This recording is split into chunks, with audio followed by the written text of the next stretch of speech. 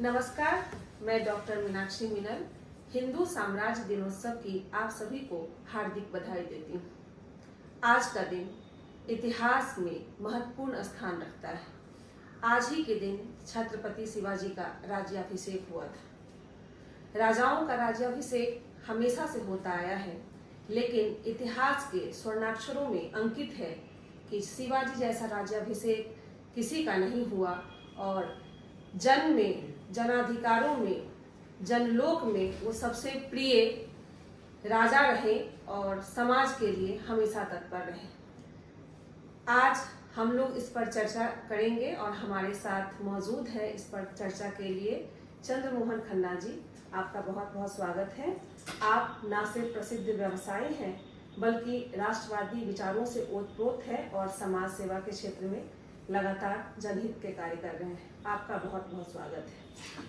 धन्यवाद आपको और इस चैनल के माध्यम से सभी दर्शकों को हिंदू साम्राज्य दिनोत्सव की बहुत बहुत मंगल कामना। जी, आपसे एक प्रश्न है छत्रपति शिवाजी के बारे में। तो समाज में उनकी जो प्रसिद्धि थी, एक राजा से अलग समाज के लिए उन्होंने ऐसा क्या कुछ किया था कि और वर्तमान में वो क्यों प्रासंगिक है, इस पर अपनी दृष्टि दें। जी, छत्रपति शिवाजी का समग्र विचार करते हैं जी, तो ऐसा लगता है कि वो एक सामान्य शासक नहीं होकर उनका पूरा जीवन जी, भारत की अखंडता, एकता और राष्ट्रीय विचारों के लिए समर्पित रहा। जी, वो इकलौते राजा रहे जिन्होंने भारत की अखंडता और उसकी परंपराओं के लिए अपने आप को समर्पित रखा। उनका साम्राज्य हिंदवी साम्राज्य रहा।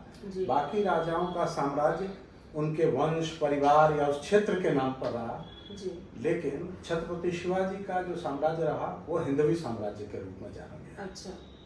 और उनके शासन में आप अध्ययन करिए, देखिए तो पता लगता है कि जन सामान्य के प्रति उनकी न्याय, उनका लोक हित, वो कितना बड़ा प्रभाव डाल रहा था, यह ऐसा दूसरे किसी शासक के शासन में दिखाई नहीं पड़ता है। अब उस जमाने में कल्पना करिए, आज से 400 साल पहले महिलाओं के प्रति उनके विचार, एक छोटा प्रसंग भी है कि जब अफजल खां की हत्या करते हैं तो उस परिवार की कुछ सुंदर महिलाओं को लेकर के उनके कुछ सैनिक लेकर आते हैं शिवाजी के पास, और जैसा उस समय चलता था, हारा हुआ शासक का सब कुछ जीते हुए शासक का होता था, बल्कि उनकी परिवार की महिलाएं भी उस शासक की संपत्ति हो जाती थी। लेकिन शिवाजी उसको सम्मान पूर्वक विदा करते हैं और उसके कैंप में छोड़ के आने के लिए कहते हैं, और उसका सौंदर्य देखकर कहते हैं, आह काश मेरी माँ भी ऐसी सुंदर होती तो मैं भी कुछ सुंदर होता। तो ये उनके विचार बाकी शासकों से उनको अलग करते हैं। अच्छा, तो सही में स्त्री विमर्श में इससे बेहतर बात और क्या हो सकती है। छत्रपति शिवाजी के समय देश की क्या स्थिति थी? यह एक महत्वपूर्ण विषय है। जी। भारत में विदेशी आक्रांताओं का आना बहुत दिन से रहा। ग्रीक भी आए, हूण भी आए, कुषाण भी आए, शक भी आए, और भारत के बड़े भूभाग को उन्होंने जीता भी। हूण तो मथुरा जी तक उनका शासन हुआ, लेकिन उन्होंने विमर्श का और विचार का आदान प्रदान, इसकी परंपरा को उन्होंने बंद नहीं किया। जिस कारण आप देखिए कि ये सब आक्रांता आए और बातचीत करने के क्रम में शास्त्रार्थ हुआ, विमर्श हुआ, और धीरे धीरे भारतीय संस्कृति में विलीन हो गए। चंद्रगुप्त के उत्थान से पहले ग्रीक लोगों का या यूनानी लोगों का शासन भारत के कुछ हिस्से पर हुआ, और चाणक्य के नेतृत्व में जब भारत का एक बड़ा साम्राज्य खड़ा होता है तो वहाँ का एक राजदूत मिलियंडर या मगध शासन में बनता है, और वह अपनी स्वेच्छा से अपना केंद्र उज्जैन कर लेता है। और हिंदू धर्म का, उस समय तो हिंदू शब्द नहीं था, लेकिन अध्ययन करता है, और आज भी शिलापट लगा है, वह लिखता है कि आज से मैं मिहिर के रूप में जाना जाऊंगा और मैं भागवत धर्म का पालन करूंगा। वह मृत्यु पर्यंत भारत के उज्जैन में रहता है, अपना नाम मिहिर कर लेता है, और हिंदू कहिए, भागवत कहिए या सनातन कहिए, इस धर्म का वह पालन करता है। लेकिन जो इस्लाम का आक्रमण होता है 11वीं 12वीं शताब्दी में, तो उनके पास सामने वाले को वो अधिक विकल्प नहीं देते।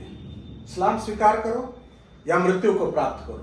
जिस पर दया दिखाते थे उनको यह कहते थे कि तुम हिंदू होने का या गैर मुसलमान होने का टैक्स देना होगा, कर देना होगा, जिसको बाद में इतिहास में जजिया कर के रूप में भी जाना गया, समझा गया। यह आंधी जहां गई उसने उस देश को, उसकी संस्कृति को, परंपरा को समाप्त करने का प्रयास किया। यह वो समय था जब भारत में गुरुकुल टूट रहे थे, बंद हो रहे थे, विश्वविद्यालय नष्ट हो रहे थे या नष्ट होने की प्रक्रिया में थे। लोगों की परंपराएं, लोगों के उत्सव, हिंदू समाज का कार्यक्रम, यह सब घर के बंद कमरों में होना शुरू हो गया। ये तो क्रूरता की पराकाष्ठा हुई जी। यह जो इस्लामी शासक थे, आक्रांता थे, उनके क्रूरता की पराकाष्ठा थी। ऐसी बर्बरता दुनिया ने नहीं देखी थी पहले।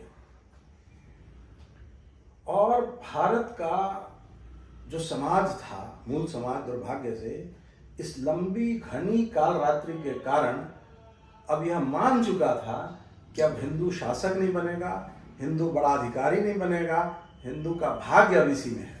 अब यह रात्रि बीतने वाली नहीं है, सूर्योदय होगा नहीं। यह परिस्थिति उस समय आई।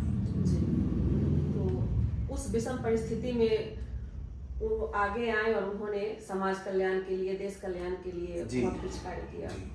एक प्रश्न और है कि कहते हैं कि किसी का व्यक्तित्व कहीं ना कहीं से वो कहीं प्रेरणा लेके ही वो आगे बढ़ता है।